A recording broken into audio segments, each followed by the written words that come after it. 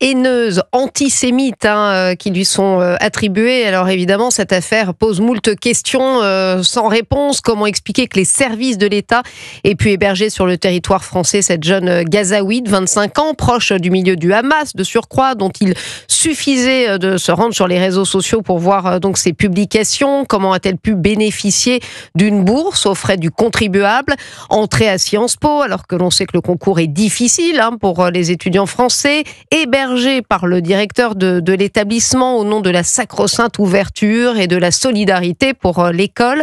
Question évidemment aussi sur le droit d'asile, d'une part, et sur les visas étudiants d'autre part. On apprend au détour de cette affaire d'ailleurs qu'elle faisait partie des 292 Gazaouis exfiltrés avec l'aide généreuse du Quai d'Orsay depuis le début de l'année. Avant d'en parler avec mon invité Gilbert Collard, je vous propose un résumé de cette affaire avec Jean-Baptiste Marty du service police-justice. On écoutera Jean-Baptiste Marty après, mais on prend donc Gilbert Collard, ancien député. Bonjour Gilbert Collard. Oui, bonjour Stéphanie. Bonjour. Que vous inspire cette affaire, Gilbert Collard ? Alors moi, j'ai vraiment le sentiment que les services français, consulaires, diplomatiques, en Palestine et enfin à Gaza et en Israël sont complètement noyautés par le Hamas, parce que il est inconcevable que les services n'aient pas su qui est Nour Attallah. C'est quand même, il suffisait de regarder les réseaux sociaux, cela dit, Gilbert Collard. Absolument, bien évidemment, mais même, c'est quand même la nièce du garde du corps, du fondateur du Hamas. Absolument. Qui était aussi une figure iconique des frères musulmans. Donc, alors ça veut dire que finalement, c'est le Hamas qui choisit les Gazaouis qui pourront venir en France. Alors, on ignore ce qui se passe. Là, on doit s'exprimer avec une certaine prudence, Gilbert Collard, que vous admettrez, vous êtes avocat. Oui, on ne sait pas comment ça se passe sur place, mais il est vrai que le Hamas tient la bande de Gaza, donc on peut s'interroger sur ce qui se passe. Moi, je le sais. Je le sais comment ce qui se passe sur place. Il y a une promiscuité entre les services consulaires et les gens du Hamas, qui du reste souvent ne se déclarent pas comme étant du Hamas. Il ne faut pas croire qu'il y a forcément pas un peu de bêtise dans le fonctionnement des services. Le ministre a osé dire les ciblages effectués par les services compétents n'ont pas fonctionné. Vous vous rendez compte ? Il faut quand même rappeler qu'elle avait bénéficié, Nour Attallah, d'un prix du ministère de la Culture dans le cadre de l'Institut français de Gaza. Donc il y a longtemps que le travail, si vous voulez, d'approche a été effectué. Et alors moi, on m'apprend, je ne sais pas si c'est vrai, alors je ne sais pas si c'est vrai, c'est à vérifier, que la famille de Moussa Abou Marzouk, haut dirigeant du Hamas, sa famille serait en France maintenant. Alors ça, c'est un point à vérifier aussi. À vérifier. À vérifier, je dis bien. Gilbert Collard, restez avec nous, parce que le sujet de Jean-Baptiste Marty du service police-justice est prêt, et on va revenir justement sur l'historique de cette affaire.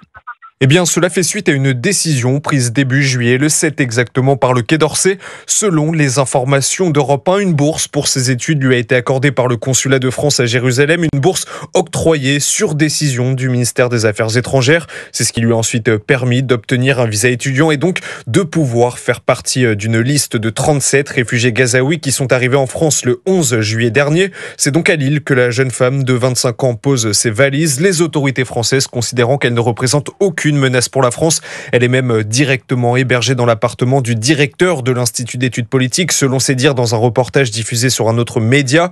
Une situation inadmissible selon Bruno Retailleau. Pour le ministre de l'Intérieur, les propos relayés sont inacceptables et inquiétants. Il a donc demandé au préfet de saisir la justice. Pour le locataire de Beauvau, je cite, « Les propagandistes du Hamas n'ont rien à faire dans notre pays ». Contacté de son côté, le Quai d'Orsay n'a pour le moment pas répondu à nos sollicitations. Oui, bon, c'est sûr que le Quai d'Orsay n'est pas pressé de répondre.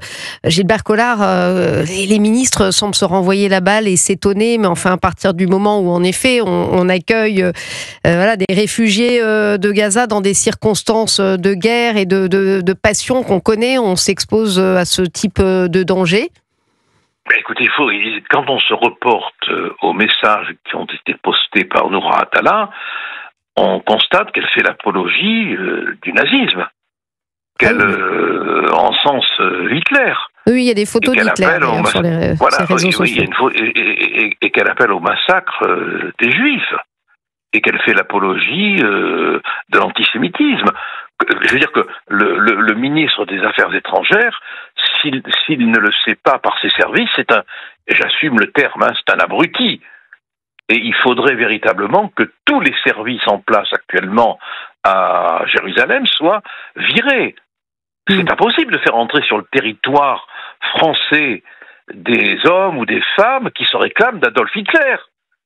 Oui, on a l'impression qu'on a perdu le sens de la gravité des choses.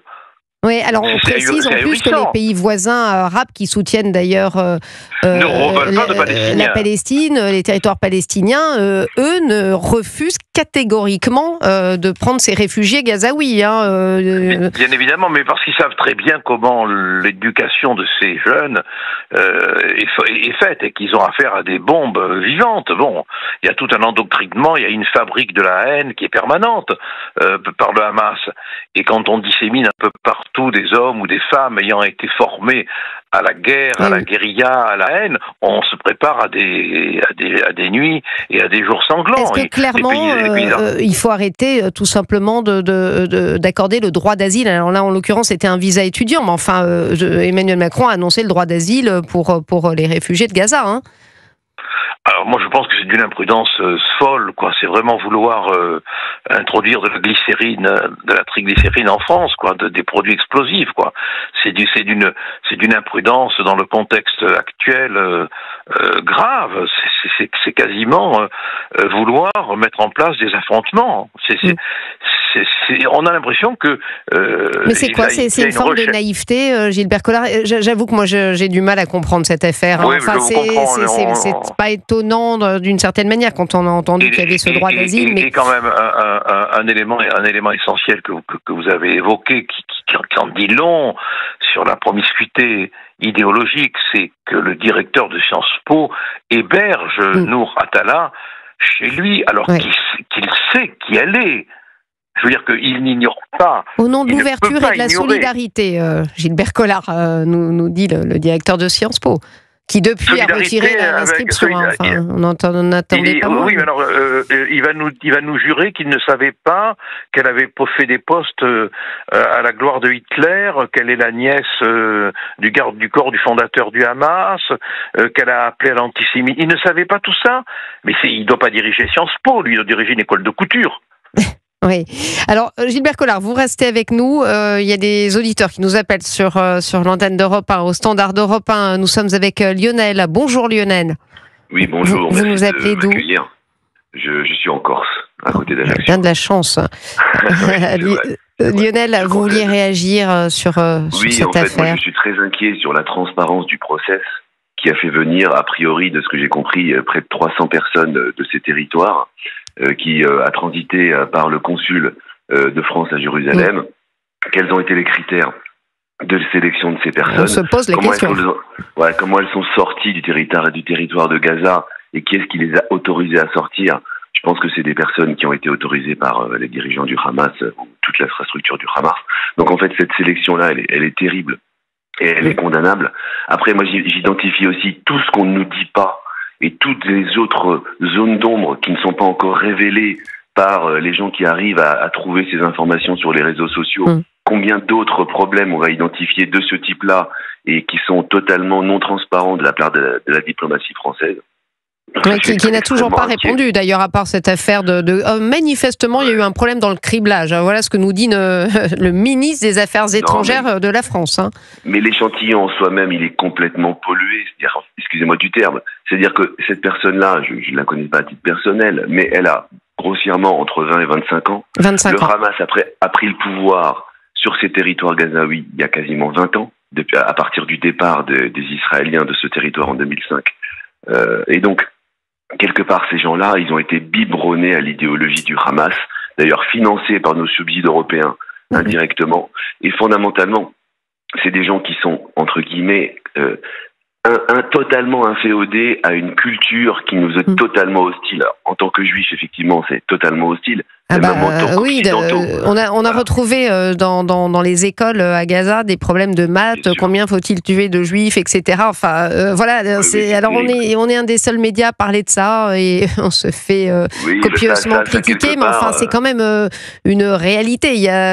Les choses ne sont pas blanches ou noires évidemment, mais c'est quand même une réalité. C'est une éducation et on s'expose à ce genre de danger, effectivement.